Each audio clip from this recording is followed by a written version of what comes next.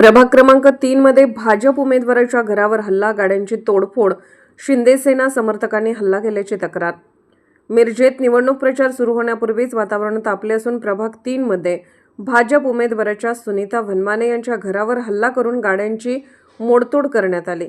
अर्ज माघार घेण्यासाठी शिंदे सेना समर्थकांनी हल्ला करून धमकावल्याची तक्रार वनमाने यांनी केली। मिरजेत प्रभाग 3 मध्ये अनुसूचित राखीव गटात भाजपच्या सुनीता वनमाने विरुद्ध शिंदे सेनेचे सागर वनखंडे अशी लढत होणार आहे। 4 दिवसांपूर्वी येथे वनमाने व वनखंडे समर्थकात बाचाबाची होऊन कोयत्याने हल्ला करण्यात आला होता।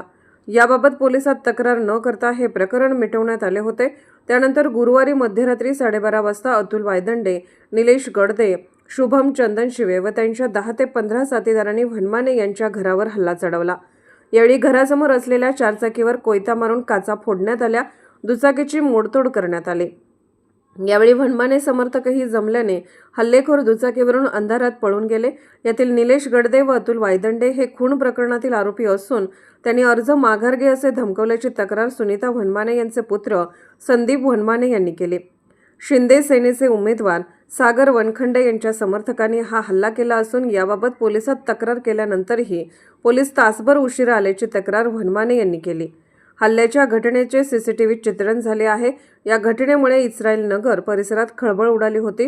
दरम्यान शिवसेनेचे उमेदवार सागर वनखंडे यांनी सर्व आरोप फेटाळले आहेत। वनमाने, माझी आई वार्ड क्रमांक 3 मधून SC मधून सुनीता वनमाने म्हणून आता वार्डामध्ये उमेदवार आहेत BJP कडून।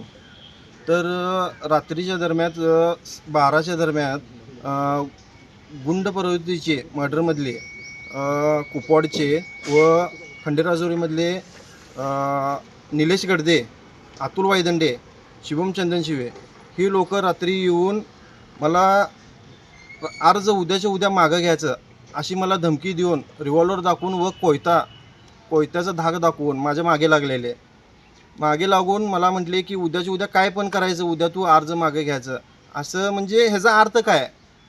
म्हणजे समोरच्याच्या पॅनलचे काय उमेदवारांची काय पायातली वाळू सरकलेली आहे का? 10 ते 15 मुलं आले, हातामध्ये कोयता होते, निलेश गडदेच्या हातामध्ये रिव्हॉल्वर होती, अशी माझ्या सगळीजण मागं लागले। मागं लागून इथे 4 व्हीलर आहे शेजारची, त्यांच्या गाडीचं नुकसान केलं, 2 व्हीलर त्यांनी सगळे पाडले, माझ्या मागं कोयता घेऊन लागले, आमच्या घरामध्ये कोयता मारले, दरवाजावरती कोयता मारले।